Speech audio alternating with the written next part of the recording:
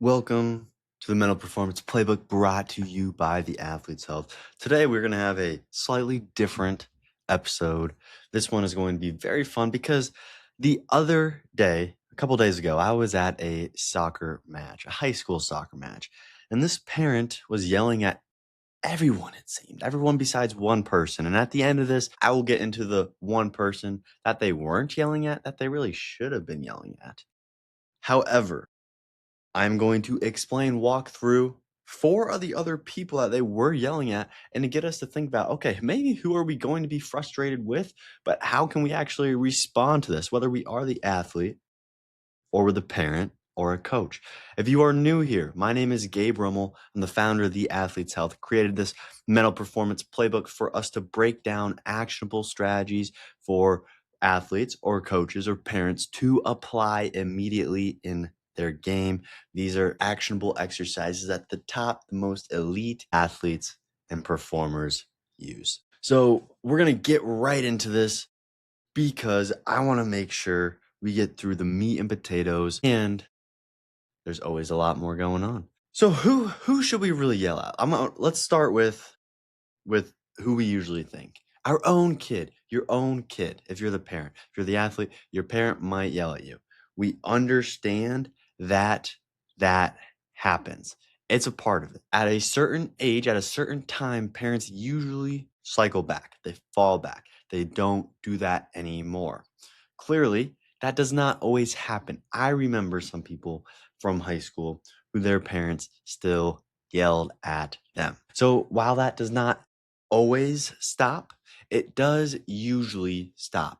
But that's the most common characteristic trait that we think of who we're going to yell at. If we're in the stands or if you're the athlete on the field, who you probably yell at, it's you. Or if you're the parent, your kid. So that's how we're setting the stage. Because ideally, that's what some people understand, some people can get behind. Now, for certain families, that is the relationship, and it's mostly okay. It's probably never 100%, but it's mostly okay. For other families, that breaks it. So if it's happening, think about it. Just think about that. Become aware of this and see what we can do about it. Next piece of who to yell at in this episode today. Who to yell at. Let's go with the other team's kid. Yes, that's a bold statement. That is a bold statement, but rest assured it does happen. Yelling at the other team's kid. Now, what do we hope that gets us? Now, if you are one of those high school athletes, understand most of the time you are under 18 still. So these parents, these adults who are living their normal lives are yelling at still technically kids that are not theirs, that are probably on the other team. All right. We'll pause there for a second. Just interpret that, take that in, understand that. Wow. And I'm sure if someone yelled at their kid, they would not be the most happy of it, but they're still going to voice that thought for that other athlete. Interesting. Okay. So those are the maybe two common ones. You're going to think about that. You're going to think, oh, the parent's probably going to yell at their kid and they're going to yell at someone on the other team that they're not liking, that they don't like, that they don't want them to do. I mean, if you want to see some crazy fans yell, go look into the NBA championships that are going to start up. I believe this upcoming Wednesday is game one of the finals. Check out some of those courtside seats and see some of those fans yelling. Now, of course, that is at adults. We are once again talking about this high school, even sometimes middle school setting. It can be insane, which brings us into the next point, the third person of who to yell at. Who do we have the options of yelling at? Third person is on your own team, someone else's kid, a different athlete on your own team, yelling at them, probably even something differently than what the coach said for them to do. You're yelling at them. This is the parent yelling at them. That's not their parent. It's not their kid. This parent or person in the stands for their team is yelling at someone else on their own team.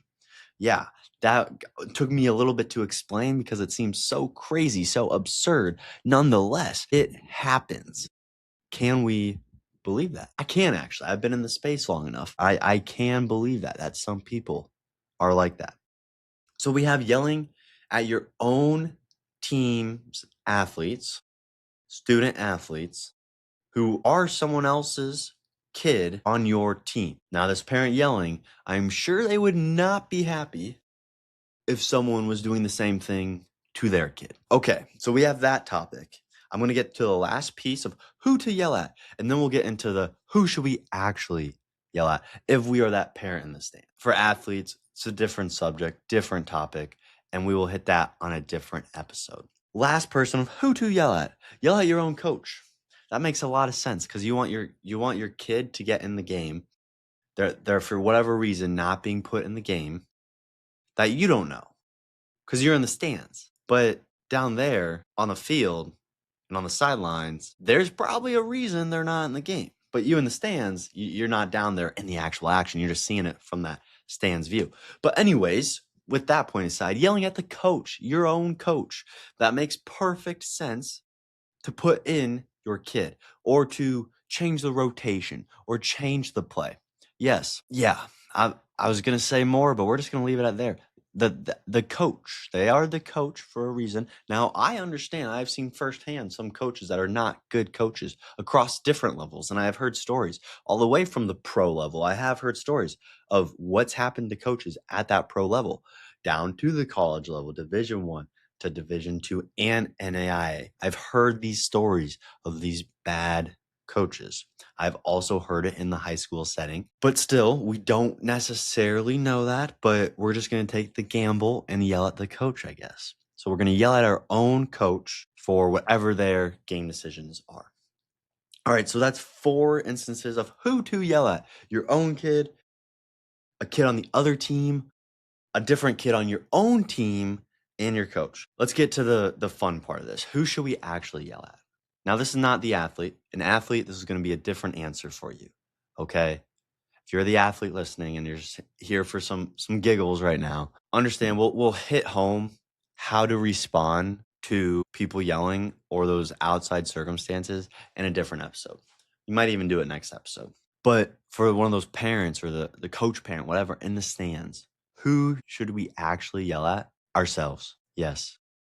Yelling at ourselves, thinking back, what could we have done better? That accountability piece, not expressing it out. See, when I hear that, when I hear you're expressing out, that ultimately makes me think you got something that you're trying to work on that you're a little scared about or that you don't want other people to know. And that is ultimately what I think when I hear that. But to each their own. But if we see or if you see and you really do want to stand up, because frankly, I did not say anything to this parent. I got talked out of it, but I should have. And next time, because of everything I know and in this space, I will just at least say something. And if you encounter this situation, it could be even as simple as you really think you should be yelling at your kid, which you probably won't go into that one, but the other team's kid, a different kid on your own team, or the coach on your own team. Okay, interesting. And you could walk away with even just that, and they might yell at you too. But once again, why are we actually yelling? What is actually happening?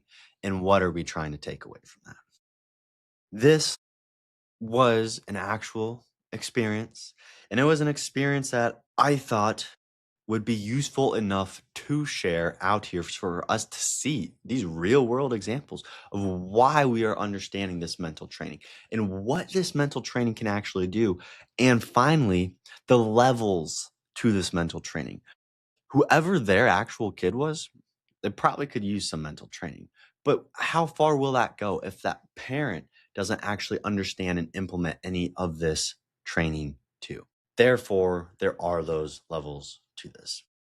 If you checked out this episode, just understand other episodes will go into actual actionable exercises for athletes to implement or coaches or parents to help your athletes implement. But on this one, had to show the other side of the story sometimes of why we are doing this, what actually happens.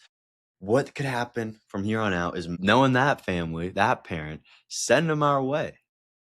Get them doing some training. They probably need something. They sat up in the stairs. I don't know if they were in disbelief or what after the game and after they lost. But the mental training can help all aspects.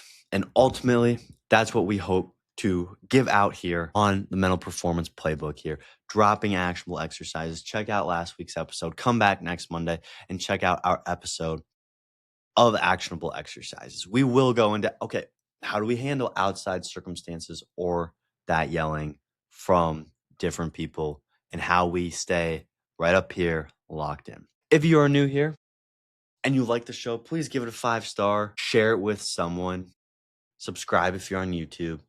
That's how we have been growing, and it just makes it so much fun and so genuine. So like I said, my name is Gabe Rummel, founder of the Athlete's Health.